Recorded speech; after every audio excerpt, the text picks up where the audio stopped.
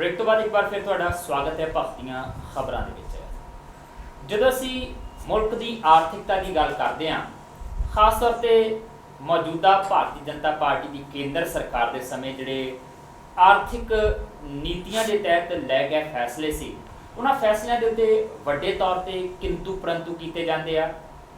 बहुत सारे लोग ये कहते हैं नोटबंदी करना, GST लगाना भारत की अर्थव्यवस्था नूं वड्डा नुकसान पहुँचाने वाले फैसले से, जबकि भारतीय जनता पार्टी की केंद्र की सरकार ये दावे करती नहीं थकती कि इन्हों दोनों फैसलों के करके भारत की अर्थव्यवस्था मजबूत हुई है। हाँ, इन्ना जरूर है कि थोड़ी जी ब्रेक लगी सी, पर दोबारा फिर रफ्तार फड़ी है इस अर्थव्यवस्था ने और आने वाले समय इन्हों के जोड़े आ चंगे सिट्टे निकल के सामने आएंगे GST और नोटबंदी के। बाकी किन्ने कुछ चंगे सिट्टे निकलेंगे असीं सारे जानते हैं, पर इस सब के दरमियान एक होर आर्थिक फैसला कह लो, कोताही कह लो या सरकार की ढिल कह लो, जो एक तो बाद एक वड्डे लोकां वल्लों बैंकां दे नाल धोखाधड़ियां कीतियां गईयां, लोन लै गए ते बाद दे विच उन्हां नूं वापस करन दी बजाय वो उद्योगपति या वड्डे लोग विदेशों वालों दौड़ गए।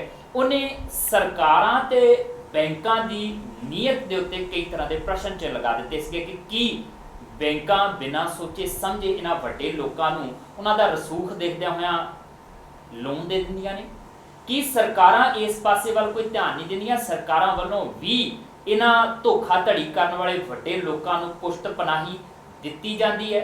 खास तौर पर 3-4 नाम जिहड़े आ वो बड़े उभर के सामने आए सी।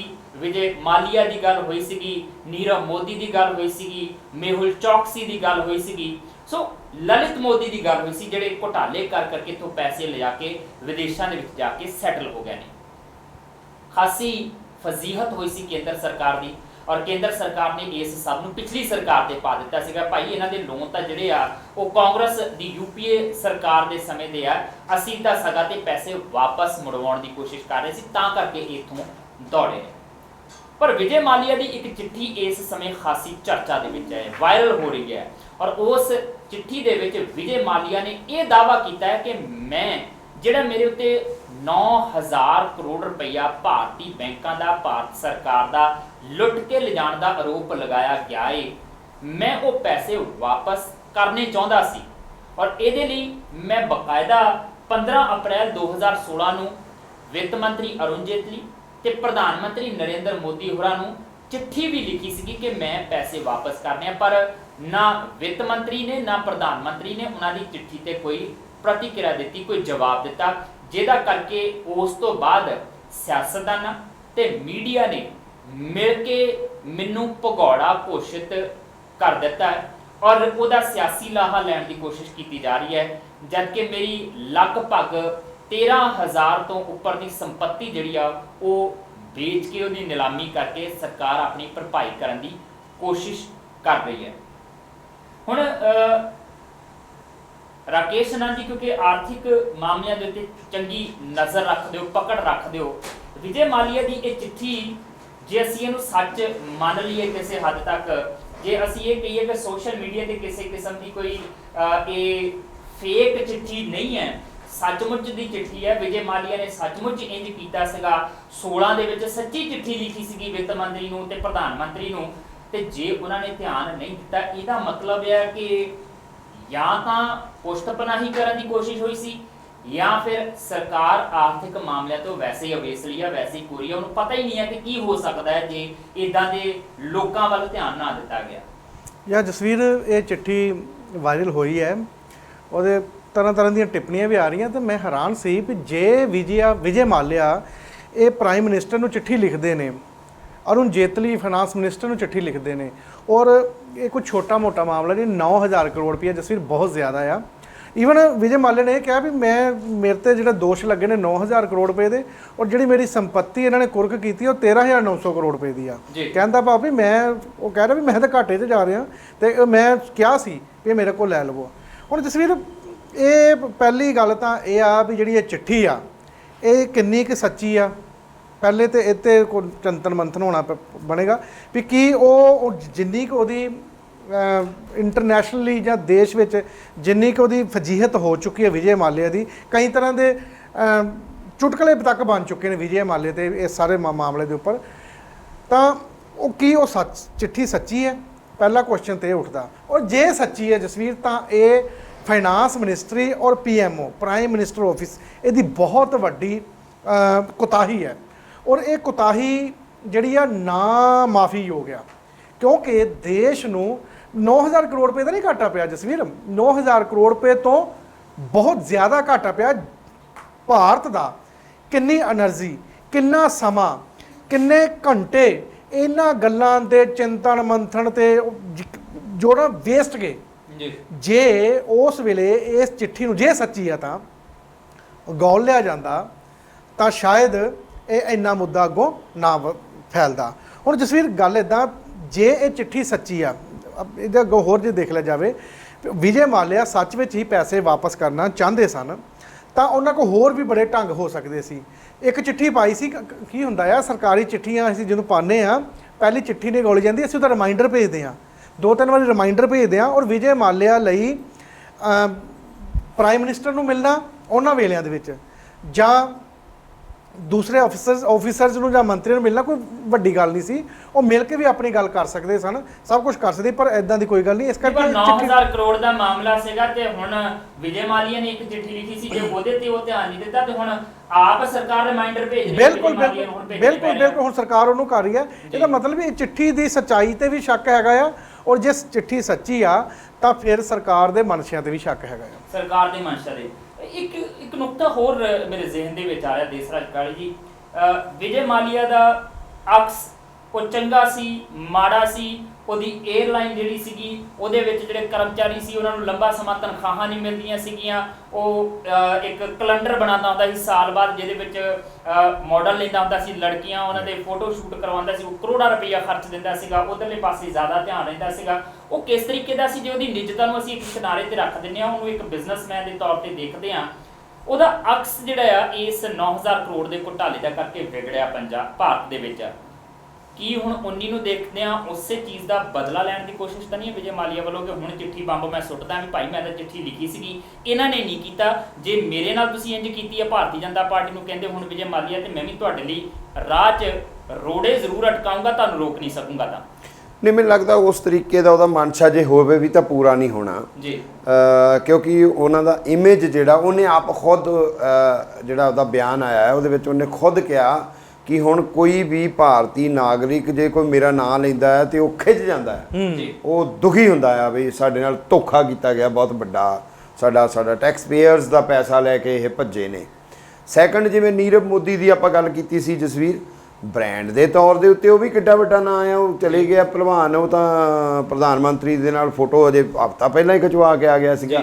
ਔਰ ਵੱਡੇ ਜਿਹੜੇ ਹਨ ਬਾਲੀਵੁੱਡ ਨੇਤਾ ਆਪਣੇ ਹੀਰੋਇਨਸ ਜਿਹੜੇ ਕਲਾਕਾਰ ਨੇ, ਉਹ ਸਾਰੇ ਦੇ ਸਾਰੇ ਉਹਦੇ ਗਾਹਕ ਨੇ ਜੀ, ਉਹਦੇ ਹੀਰਿਆਂ ਦੇ ਗਾਹਕ ਨੇ, ਉਹਦੇ ਜਵਾਹਰਾਤਾਂ ਦੇ ਗਾਹਕ ਨੇ, ਉਹਦੇ ਜੋ ਵੀ ਜੁਐਲਰੀ ਜਿਹੜੀ ਹੈ ਉਹ ਉਹਦੀ ਕੰਪਨੀਆਂ ਦੀਆਂ ਚੱਲਦੀਆਂ ਨੇ, ਜਿਹੜੇ ਬਾਅਦ ਦੇ ਵਿੱਚ ਉਹਨਾਂ ਨੂੰ ਵੀ ਪਰੇਸ਼ਾਨੀ ਆਈ ਕਿਉਂਕਿ ਜਿਹੜੀ ਕੰਪਨੀ ਤੋਂ ਹੀਰੇ ਜਾਂ ਇਹੋ ਜਿਹੇ ਨਾਗ ਵਗੈਰਾ ਕੀਮਤੀ ਸਟੋਨ ਖਰੀਦੇ ਜਾਂਦੇ ਆ, ਜੇ ਉਹ ਵੇਚਣੇ ਹੋਣ ਤਾਂ ਦੁਬਾਰਾ ਉਹ ਹੀ ਕੰਪਨੀ ਲੈਂਦੀ ਹੈ ਕਿਉਂਕਿ ਭਰੋਸੇਯੋਗਤਾ ਇੱਕ ਦੂਜੇ ਦੀ ਹੈ ਨਹੀਂ।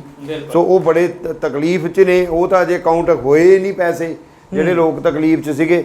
ਸੋ ਇਹਨਾਂ ਦਾ ਇੱਕ ਜਿਹੜਾ ਇਮੇਜ ਬਣਾਇਆ ਹੁੰਦਾ ਹੈ ਨਾ, ਉਹ ਬੜਾ ਖੋਖਲਾ ਹੁੰਦਾ ਆ ਔਰ ਉਹ ਬੜਾ ਮਤਲਬ ਹਾਇਰ ਉੱਪਰ ਵੱਡੀ ਮਿਡਲ ਕਲਾਸ ਤੋਂ ਵੀ ਜਿਹੜੀ ਅਪਰ ਕਲਾਸ ਹੁੰਦੀ ਆ ਨਾ, ਉਹਦੇ ਵਿੱਚ ਹੁੰਦਾ ਔਰਾ। ਉਹ ਆਮ ਜਨਤਾ 'ਚ ਮਿਡਲ ਕਲਾਸ ਦੇ ਵਿੱਚ ਉਹ ਔਰਾ ਕਾਇਮ ਨਹੀਂ ਹੁੰਦਾ ਔਰ ਨਾ ਕੰਮ ਕਰਦਾ ਆ। ਮਿਡਲ ਕਲਾਸ ਦੇ ਵਿੱਚ ਤਾਂ ਉਸਾਂ ਦੇ ਔਰੇ ਨੂੰ ਨਫ਼ਰਤ ਨਾਲ ਹੀ ਦੇਖਿਆ ਜਾਊਗਾ, ਉਹਨਾਂ ਦਾ ਕੋਈ ਵੀ ਡੈਮੇਜ ਕਰਨ ਜੋਗੇ ਉਹ ਹੈ ਨਹੀਂ ਆ। ਹਾਂ, ਆਪ ਉਹਨਾਂ ਦਾ ਅਕਸ ਜਿਹੜਾ ਨਾ ਉਹ ਜਿਹੜਾ ਬਣਿਆ ਹੁੰਦਾ ਐਵੇਂ ਹੀ ਫੋਕਾ ਹੀ ਹੁੰਦਾ, ਐਵੇਂ ਭਗਾਨੇ 'ਚ ਹਵਾ ਹੀ ਹੁੰਦਾ ਉਹ। ਪਰ ਮਿਡਲ ਕਲਾਸ ਦੀ ਇੱਕ ਆਪਣੀ ਵੀ ਸਾਈਕੋਲੋਜੀ ਆ ਕਿ ਉਹ ਭਾਵੇਂ ਭਗਾਨਾ ਹੀ ਆ ਪਰ ਉਹਦੇ ਨਾਲ ਦੇਖ ਕੇ ਦੀ ਲਲਚਾਈਆਂ ਨਿਗਾਹ ਨਾਲ ਹੀ ਆ ਵੀ ਇਹ ਖਰਿਆ ਕੀ ਆ, ਕਿੱਡਾ ਵੱਡਾ ਬਣਿਆ ਹੋਇਆ ਹੈ। ਸੋ ਉਹ ਇਮੇਜ ਜਿਹੜਾ ਨਾ, ਉਹ ਨਾ ਵਿਜੇ ਮਾਲਿਆ ਦਾ, ਨਾ ਲਲਿਤ ਮੋਦੀ ਦਾ, ਨਾ ਨੀਰਵ ਮੋਦੀ ਦਾ, ਇਹਨਾਂ ਦਾ ਉਹ ਲੋਕਾਂ ਦੇ ਵਿੱਚ ਬਣਨਾ ਨਹੀਂ ਹੈ। ਇਹ ਜਿੰਨਾ ਮਰਜ਼ੀ ਦੁੱਧ ਧੋਤੇ ਆਪਣੇ ਆਪ ਨੂੰ ਬਣੀ ਜਾਣ, ਹੁਣ ਵੀ ਮਤਲਬ ਉਹ 9000 ਕਰੋੜ ਦੇ ਬਦਲੇ 'ਚ 13000 ਕਰੋੜ ਦੀ ਪ੍ਰਾਪਰਟੀ ਦੀ ਗੱਲ ਕਰ ਰਹੇ ਨੇ, ਤੇ ਫਿਰ ਭੱਜੇ ਕਾਹਨੂੰ ਨੇ ਜੀ, ਹੈ ਨਾ। ਇੱਥੇ ਰਹਿ ਕੇ ਜੇਲ੍ਹ 'ਚ ਰਹਿ ਕੇ ਵੀ ਜੇ ਮੰਨ ਲਓ ਗ੍ਰਿਫਤਾਰੀ ਹੋ ਜਾਂਦੀ ਹੈ, ਜੇਲ੍ਹ 'ਚ ਰਹਿ ਕੇ ਵੀ ਨਿਪਟਾਰੇ ਕੀਤੇ ਜਾ ਸਕਦੇ ਹੁੰਦੇ ਨੇ। ਸੋ ਇਹ ਤਾਂ ਲੁਟੇਰੇ ਨੇ। ਤੁਹਾਡੇ ਮੁਤਾਬਕ ਸਰਕਾਰ ਦੀ ਕੋਈ ਜ਼ਿੰਮੇਵਾਰੀ ਨਹੀਂ ਬਣਦੀ? ਨਹੀਂ, ਸਰਕਾਰ ਦੀ ਜ਼ਿੰਮੇਵਾਰੀ ਬਣਦੀ ਆ, ਸਰਕਾਰ ਨੇ ਤਾਂ ਭਜਾਏ ਆ, ਸਰਕਾਰ ਦੇ ਭਜਾਏ ਆ। ਨਹੀਂ, ਮੈਂ ਇਹ ਕਹਿ ਰਿਹਾ ਕਿ ਉਹਨਾਂ ਦਾ ਅਕਸ ਲੋਕਾਂ ਦੇ ਮਨਾਂ ਤੇ ਪੋਜ਼ਿਟਿਵ ਨਹੀਂ ਪੈਣਾ, ਜਿੰਨਾ ਮਰਜ਼ੀ ਦੁੱਧ ਧੋਤੇ ਬਣ ਲੈਣ ਉਹ। ਔਰ ਸਰਕਾਰ ਦੀ ਤਾਂ ਜ਼ਿੰਮੇਵਾਰੀ ਹੈ, ਸਰਕਾਰ ਖਾਸ ਕਰਕੇ ਮੋਦੀ ਸਰਕਾਰ ਤੋਂ ਬਾਅਦ ਭੱਜੇ ਨੇ ਸਾਰੇ ਦੇ ਸਾਰੇ। ਜੇ ਇਹ ਚੱਕ ਕੇ ਕਾਂਗਰਸ ਦੇ ਸਿਰ ਵੀ ਪਾਉਂਦੇ ਨੇ ਕਿ ਉਹ ਕਰਜ਼ੇ ਉਸ ਵੇਲੇ ਦੇ ਨੇ, ਪਰ ਭੱਜਦੇ ਤਾਂ ਤੁਹਾਡੇ ਵੇਲੇ ਦੇ ਵਿੱਚ ਨੇ। ਔਰ ਸਾਰੇ ਦਾ ਸਾਰਾ ਪ੍ਰੋਸੈਸ ਜਿਹੜਾ ਹੈ ਉਹ ਇਹਨਾਂ ਦੇ ਪੀਰੀਅਡ 'ਚ ਚੱਲਦਾ। ਸੋ ਸਰਕਾਰਾਂ ਨੇ ਆਪਣੀ ਜ਼ਿੰਮੇਵਾਰੀ ਨਹੀਂ ਨਿਭਾਈ, ਕੋਈ ਚੈੱਕ ਹੀ ਨਹੀਂ ਬੈਂਕਿੰਗ ਸਿਸਟਮ ਦੇ ਉੱਤੇ, ਤਾਂ ਕੋਈ ਚੈੱਕ ਹੀ ਨਹੀਂ। ਉਸ ਤੋਂ ਬਾਅਦ ਤਾਂ ਇੱਕ ਤੋਂ ਬਾਅਦ ਹੁਣ ਤੱਕ ਬੈਂਕ ਘੁਟਾਲੇ ਨਿਕਲੇ ਆਉਂਦੇ ਨੇ। ਔਰ ਜਿਹੜੀ ਤੁਸੀਂ ਨੋਟਬੰਦੀ ਦੀ ਗੱਲ ਕਰਦੇ ਹੋ, ਮੈਂ ਤੁਹਾਨੂੰ ਡਿਟੇਲ ਦੇ ਦਿੰਦਾ ਕਿ ਕਿਹੜੀਆਂ ਕੋਆਪਰੇਟਿਵ ਬੈਂਕਾਂ ਜਿਹੜੀਆਂ ਸੀ, ਅਮਿਤ ਸ਼ਾਹ ਦੀ ਬੈਂਕ ਸਭ ਤੋਂ ਵੱਧ 750 ਕਰੋੜ ਰੁਪਈਆ 5 ਦਿਨਾਂ ਦੇ ਵਿੱਚ ਜਮ੍ਹਾਂ ਹੋਇਆ। ਔਰ ਜੇ ਉਹਨੂੰ 18 ਮਸ਼ੀਨਾਂ ਗਿਣਨ ਲੱਗਣ ਤਾਂ 80 ਦਿਨ ਲੱਗਦੇ ਗਿਣਨ ਨੂੰ, ਉਹ ਕਿਸੇ ਨੇ ਗਿਣਿਆ ਹੀ ਨਹੀਂ। ਔਰ ਉਹ ਜਿੰਨੀਆਂ ਉੱਪਰਲੀਆਂ ਸਾਰੀਆਂ ਬੈਂਕਾਂ ਨੇ ਜਿਨ੍ਹਾਂ ਨੂੰ 5 ਦਿਨਾਂ ਦੇ ਬਾਅਦ ਮੋਦੀ ਹੋਰਾਂ ਨੇ ਫਿਰ ਬੰਦ ਕਰ ਦਿੱਤਾ ਸੀ, ਇੱਥੇ ਜਮ੍ਹਾਂ ਨਹੀਂ ਹੋਣਾ, ਸਾਰੀਆਂ ਦੀਆਂ ਸਾਰੀਆਂ, ਕਿਸੇ 650 ਕਰੋੜ, ਕਿਸੇ 550 ਕਰੋੜ, ਕਿਸੇ 250 ਕਰੋੜ, ਕਿਸੇ 'ਚ ਕਿੰਨਾ, 5 ਦਿਨਾਂ ਦੇ ਵਿੱਚ ਸਾਰਾ ਚਿੱਟਾ ਹੋ ਗਿਆ।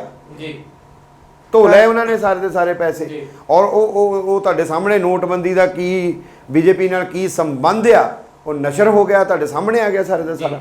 ਔਰ ਜਸਵੀਰ, ਗੱਲ ਇੱਦਾਂ ਹੈ ਵੀ ਜੇ ਕੇਂਦਰ ਸਰਕਾਰ ਇੰਨੀ ਦੋਧੀ ਧੋਤੀ ਹੈ ਤਾਂ ਇੰਗਲੈਂਡ ਦੇ ਨਾਲ ਆਪਣਾ ਭਾਰਤ ਦਾ ਪ੍ਰਜਾਪਨ ਸੰਧੀ ਹੈਗੀ ਆ। ਔਰ ਇੱਕ ਦੋ ਇਹਨਾਂ ਨੇ ਉਦੋਂ ਮੁਲਜ਼ਮ ਇੱਧਰ ਲਿਆਂਦੇ ਵੀ ਨੇ। ਔਰ ਜੇ ਇੰਨੀ ਜ਼ਿਆਦਾ ਸੀਰੀਅਸ ਇਸ ਮੁੱਦੇ ਤੇ ਆ ਤਾਂ ਹੁਣ ਤੱਕ ਇਹ ਜਿੰਨੇ ਵੀ ਮੋਦੀ ਵਗੈਰਾ ਨੇ ਇਹ ਸਾਰੇ ਇੱਥੇ ਆ ਸਕਦੇ ਸੀ, ਵੀ ਜੇ ਮੰਨ ਲਿਆ ਇੱਥੇ ਲਿਆਂਦੇ ਜਾ ਸਕਦੇ ਸੀ, ਪਰ ਭਾਰਤ ਸਰਕਾਰ ਨੇ ਕੋਈ ਤਰੱਦਦ ਨਹੀਂ ਕੀਤਾ। ਜੇ ਭਾਰਤ ਸਰਕਾਰ ਥੋੜਾ ਜਿਹਾ ਵੀ ਤਰੱਦਦ ਕਰੇ ਤਾਂ ਬ੍ਰਿਟੇਨ ਉਹਨਾਂ ਨੂੰ ਇੱਧਰ ਇਹਨਾਂ ਨੂੰ ਸਪੁਰਦ ਕਰ ਸਕਦਾ ਆ, ਕਿਉਂਕਿ ਜਿੰਨਾ ਚਿਰ ਉਹਨਾਂ ਨੂੰ ਆਪਣੀ ਜ਼ਿੰਦਗੀ ਦਾ ਨਹੀਂ ਨਾ ਖਤਰਾ ਹੈਗਾ, ਇਹ ਕੁਝ ਕੁ ਮੱਦਾਂ ਨੇ ਉਹਦੇ ਵਿੱਚ, ਉਹਨਾਂ ਨੂੰ ਜ਼ਿੰਦਗੀ ਦਾ ਤਾਂ ਕੋਈ ਖਤਰਾ ਨਹੀਂ, ਉਹਨਾਂ ਮੌਤ ਦੀ ਸਜ਼ਾ ਤਾਂ ਹੋਣੀ ਨਹੀਂ ਆ, ਹੈ ਨਾ। ਉਹਨਾਂ ਨੂੰ ਇਕਨੋਮਿਕ ਜਿਹੜਾ ਆ ਨੁਕਸਾਨ ਹੋ ਸਕਦਾ ਆ, ਨੁਕਸਾਨ ਨੂੰ ਭਰਪਾਈ ਕਰਨ ਲਈ ਹੋ ਸਕਦਾ ਆ, ਜਾਂ ਉਹਨਾਂ ਨੂੰ ਜਿਹੜੇ ਉਹਨਾਂ ਨੇ ਸੇਬੀ ਦੇ ਜਾਂ ਰਿਜ਼ਰਵ ਬੈਂਕ ਆਫ ਇੰਡੀਆ ਦੇ ਜਾਂ ਜਿਹੜੇ ਆਰਥਿਕ ਅਪਰਾਧ ਕੀਤੇ ਨੇ ਉਹਦੀ ਤਾਂ ਸਜ਼ਾ ਮਿਲਣੀ ਹੈ। ਔਰ ਇਹਦੇ ਲਈ ਜੇ ਭਾਰਤ ਸਰਕਾਰ ਬ੍ਰਿਟੇਨ ਦੇ ਨਾਲ ਜੇ ਰਾਬਤਾ ਕਾਇਮ ਕਰ ਦਿੰਦੀ ਹੈ ਸਹੀ ਤਰੀਕੇ ਨਾਲ, ਤੇ ਇਹ ਸਾਰੇ ਦੇ ਸਾਰੇ, ਕਿਉਂਕਿ ਉਹ ਬ੍ਰਿਟੇਨ 'ਚ ਹੀ ਬੈਠੇ ਹੋਏ ਨੇ ਸਾਰੇ, ਉਹ ਭਾਰਤ ਸਰਕਾਰ ਨੂੰ ਮਿਲ ਸਕਦੇ ਨੇ, ਭਾਰਤ ਸਰਕਾਰ ਨੂੰ ਮਿਲ ਸਕਦੇ ਸੀ। ਪਰ ਇਹ ਚਿੱਠੀ ਜਿਹੜੀ ਆ ਉਹ ਇਸ ਸਮੇਂ ਤਰਥੱਲੀ ਮਚਾ ਰਹੀ ਆ, ਔਰ ਪ੍ਰਧਾਨ ਮੰਤਰੀ ਨਰਿੰਦਰ ਮੋਦੀ ਔਰ ਵਿੱਤ ਮੰਤਰੀ ਅਰੁਣ ਜੇਤਲੀ ਦੀ ਭੂਮਿਕਾ ਦੇ ਉੱਤੇ ਸਵਾਲ ਉਠਾਏ ਜਾ ਰਹੇ ਕਿ ਜੇ ਭਾਈ ਚਿੱਠੀ ਲਿਖੀ ਗਈ ਸੀਗੀ ਤਾਂ ਫਿਰ ਉਸ ਪਾਸੇ ਵੱਲ ਧਿਆਨ ਕਿਉਂ ਨਹੀਂ ਦਿੱਤਾ ਗਿਆ। ਮੋਦੀ ਸਾਹਿਬ ਮਨ ਕੀ ਬਾਤ ਤਾਂ ਕਰਦੇ ਆ, ਇਸ ਧਨ ਦੀ ਬਾਤ ਉਹਨਾਂ ਨੇ ਉਸ ਸਮੇਂ ਸੁਣੀ ਕਿਉਂ ਨਹੀਂ, ਕੀਤੀ ਕਿਉਂ ਨਹੀਂ। ਇਹ 9000 ਕਰੋੜ ਰੁਪਇਆ ਬਚ ਸਕਦਾ ਸੀਗਾ, ਬੈਂਕਾਂ ਦਾ ਵਾਪਸ ਮਿਲ ਸਕਦਾ ਸੀਗਾ।